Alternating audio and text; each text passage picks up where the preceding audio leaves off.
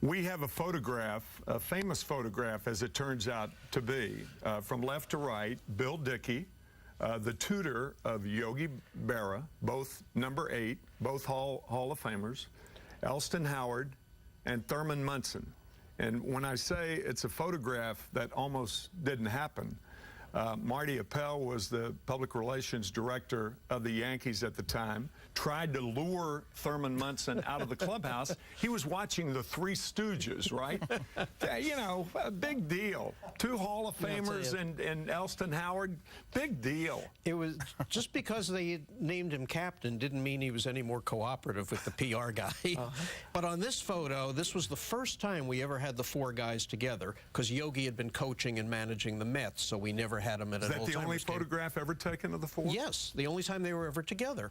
So I get Dickey and I get Berra and I get Howard and I hold him in front of the dugout and I run into the clubhouse. I had told Thurman about this, you know, a couple of days ahead of time. And Peachy, the clubhouse guy, points and I go in and he's in his underwear watching the Three Stooges. No, Thurman, I told you about this picture. And I lead him to his locker and he puts on his jersey. And Reluctantly? I run back out to hold the other 3 guys. No Thurman, no Thurman. I'm really losing it.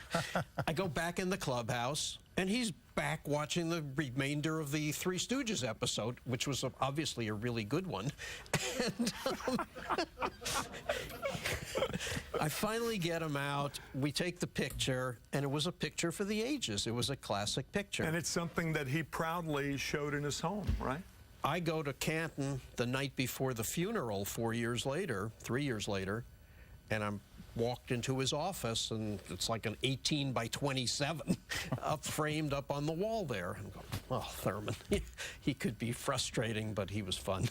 How many people tried to talk Thurman out of flying his own plane? Well, a lot of people did. Even, I mean, I don't know that much about aviation, but when I heard he got the jet, which was only 3 weeks before he crashed it, my first reaction was, I think people hire pilots when they get a plane like that.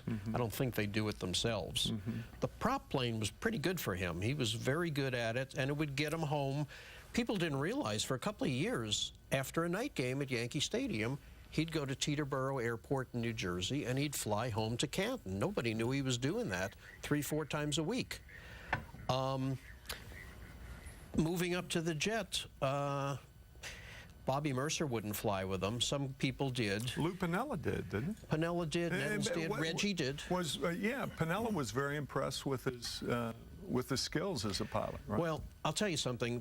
The FAA report had it as pilot error at the end, and most people remember plane crash, pilot error, Thurman dies. Awful thing. But there was so much more to the story, as it turned out, because people forget that there were 2 passengers in there, and Thurman's actions after the missteps saved their lives.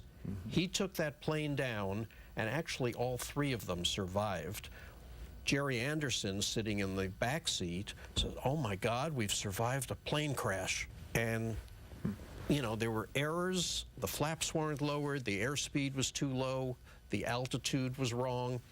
But Thurman takes it down on this field adjacent to the airport, and he's managing. They're going along at high speed, but they're in this field. And if they hadn't hit a tree stump. A tree stump, right. The tree stump was the fatal moment. It hit the left wing. It jarred Thurman's seat. Thurman was paralyzed from that. And the other 2 guys could not get him out. He was dead weight. And that was the end of Thurman. Well, what was the feeling like on the Orioles that night with Earl Weaver as the manager? Well, I really don't think we wanted to play either. I mean, we were hoping that, I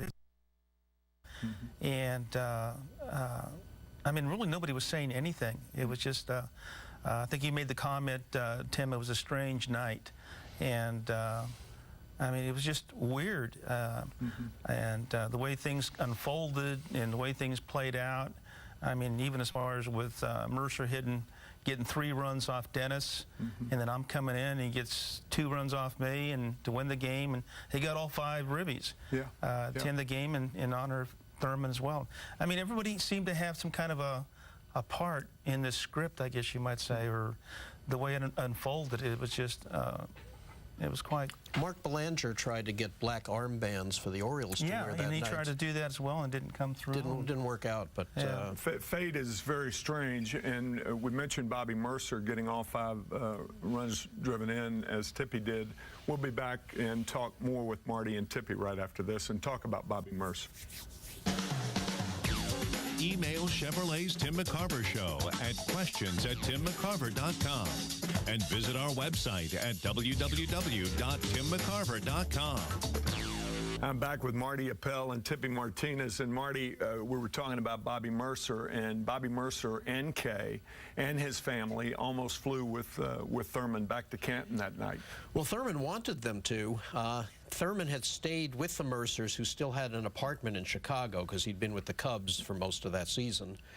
And then after the last game in Chicago on a Wednesday night, the Mercers drove Thurman out to where his plane was, his jet was. And Bobby's going, I'm not going up in that thing, Thurman.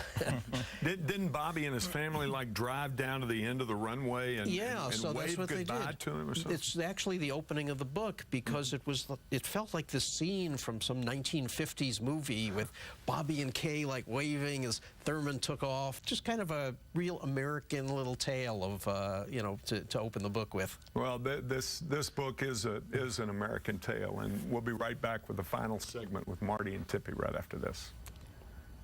Just looking at this cover, The Life and Death of a Yankee Captain, Thurman Munson. Marty, when you think of Thurman Munson and your relationship with him, what do you think of?